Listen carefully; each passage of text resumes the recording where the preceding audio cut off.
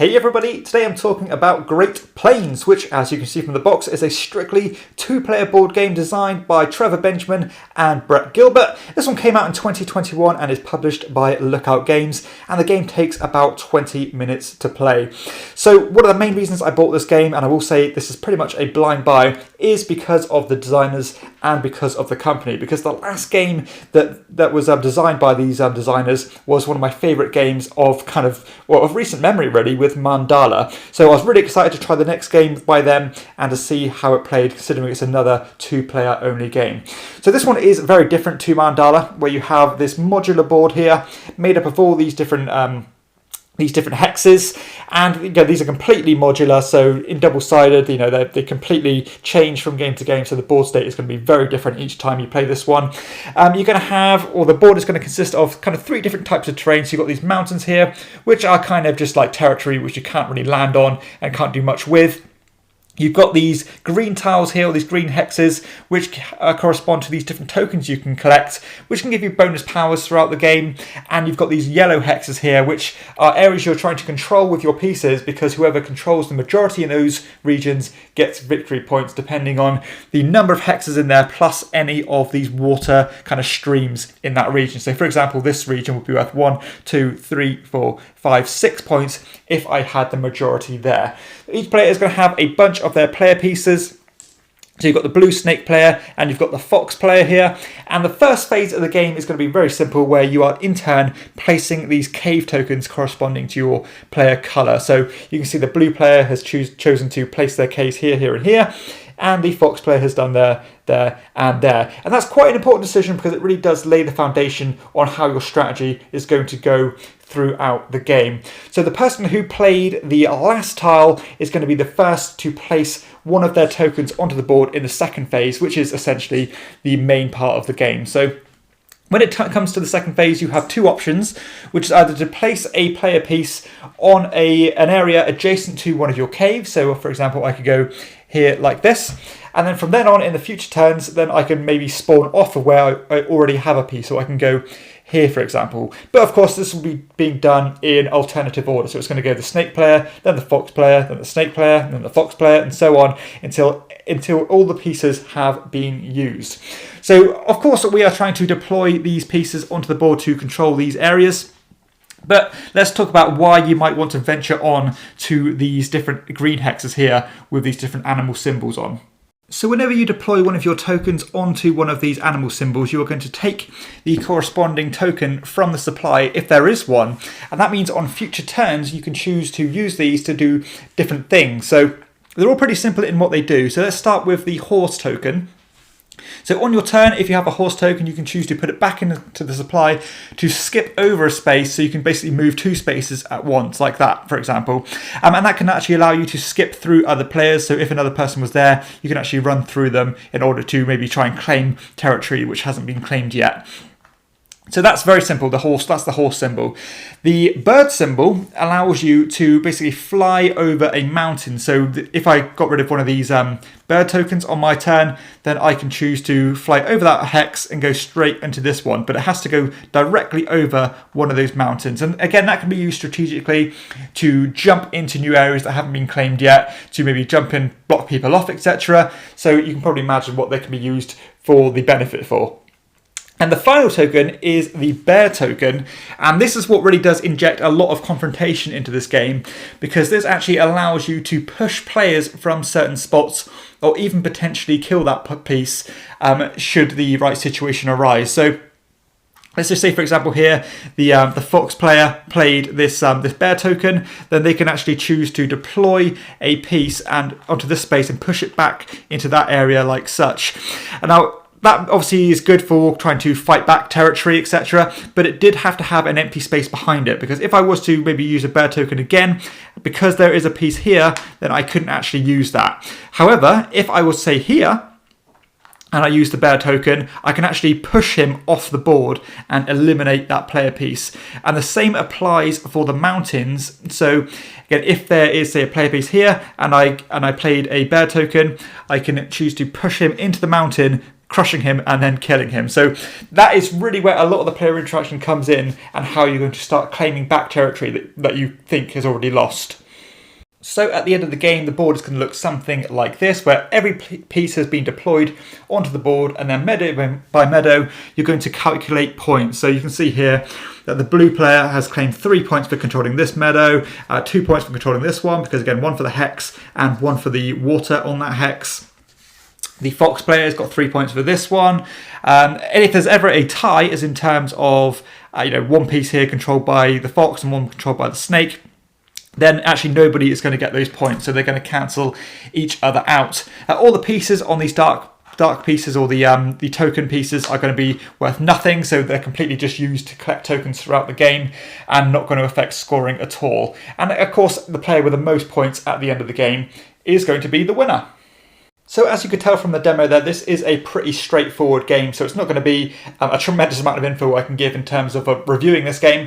However, you might be familiar with a lot of the mechanisms here, so it almost reminds me of one of those classic Reiner Knizia route building style games made famous by games like Babylonia or Through the Desert. Lots of different games, Samurai, all these kind of traditional Reiner Knizia games. This one does share a lot of DNA with those style games. However, this one is, of course, strictly 2 players. And I do quite like how simple this game is, because this does have a certain degree of elegance to it. Very simple rules, just first phase deploying the cave, second phase just either expanding from where you already are or spawning out from one of your existing caves. So I do quite like the way that works. It's certainly an easy teach. You're not going to have a lot of room to kind of misconstrue the rules here. However, I do think the actual special power tokens do add just a little bit of spice into the game to keep things interesting and to keep you more flexible on what you can actually do. So particularly, I do like these eagle tokens. You can really capitalize on those and jump into some spaces. For example, if you were here and you could just completely just spend one of those tokens just to jump in there to not waste any movement and not to waste any pieces, because even though it might seem like you have a lot of these pieces, they do get gobbled up quite quickly, and using them efficiently is quite taxing, because you do really want to balance out claiming those points and of course claiming the tokens in the first place in order to get the most out of them. So it does have that quite cool balancing act and that kind of sacrifice in claiming the powers in terms of claiming points. So very clean mechanically, very simple to calculate scores, etc. But the actual pieces do add quite a lot of interest in. Is it just going to make you just spawn across the board quicker? But I suppose the main kind of polarizing factor in this game for me is these bear tokens. So of course, this is what makes the game more confrontational than anything else, because it does mean that even though you've secured something, or at least you've claimed something, it doesn't mean it's secure from being stolen from another player. Now, generally, I don't really like confrontational games, but this one, it's no issue at all. So don't be put off if you think it's going to be too confrontational for you. It's not the case. It's very simple, and it's pretty much an abstract game. So even though it might feel a little bit nasty at times, it's 2 players, and you don't feel like you're being picked on. And to be honest, if they claimed one of those bear tokens in the first place, it means that they actually sacrificed a pawn in a former turn to claim one of those bear tokens anyway. So, it really is swings and roundabouts, and it is a kind of a push and pull style thing on what you're going to do and what you're going to use these pawns for. The allocation of these cave tiles can actually have quite a big impact on the game, and I think maybe sometimes before you're even out of the gates, you can have actually realised that you haven't really given yourself a good chance of winning simply because of that. However, of course, you can kind of fight or make ways around it based on the tokens, etc., to make yourself more flexible. But I do think that good deployment is very important in the initial stages. But of course, that's to be expected. However, the time investment and etc. for the game is very good. This is an ultra quick game. It does take 15 to 20 minutes to play. You can teach this game in 30 seconds. And the actual turn times is lightning quick. You are simply just putting a token onto the board and going from there. So it's just one placement, and back and forth. And there really isn't much scope to lose interest. There's going to be next to no AP in this game. Even though you are thinking about what you're going to do next and trying not to waste your turns, it certainly doesn't have that much scope to be bogged down and to get bored when it's not your turn. I think this is a nice production. I think the visuals are pretty damn solid, to be honest. In terms of the clarity of the board, you can clearly see where the mountains are, you can clearly see where the caves are, and the different terrains here. So obviously the yellows are your point scoring, and the dark green ones are your token scoring. It's very easy to see everything visually and what it does. Additionally, the actual meeples themselves are high quality. These are all they're different. The snake players is clearly snakes. and the fox player are clearly foxes, so I quite like the effort there, and they're not just cubes, etc. So it has a nice, simple, stripped-back production, but one that works well, and it really does encourage modularity and variability game upon game. You know, sometimes you're going to have big areas here, like this one, and sometimes it's going to be a bit more choppy and all over the place. And the tokens here as well are all high quality, and I do like how the fact these are actually limited, so if they've been taken by the players and someone does land on one of those bird tokens, you actually haven't got the opportunity to stockpile up on those. So just these little things are quite well thought of, and it's quite stripped back, quite simplistic, but it does work well for the type of game that it is. So overall, I have to be honest, I'm a little bit underwhelmed with Great Plains, which is a bit of a shame, and I suppose a lot of that onus is on me because I did kind of blind by this one simply because of those designers and publishers, because I just loved Mandala that much. So I think it was a bit of a victim to that, which isn't the game's fault. So this one is much more of an introductory style game. It doesn't quite have the nuance that a game like Mandala does. However, I think there is a bit more here than meets the eye in terms of, you know, what you're going to prioritize and things and how you're going to use these workers. But ultimately, I think it's been done better before in those Knizia designs. I would rather play a game like this at that 3 or 4 player count and play one of those Knizia games rather than play Great Plains at 2 players. However, I will say that this game does do a great job of keeping things moving. It's extremely fast and it really does fit that 15 to 20 minute time frame, which is a great tool to be used as a filler, literally a filler, waiting for that next player to arrive at your games night.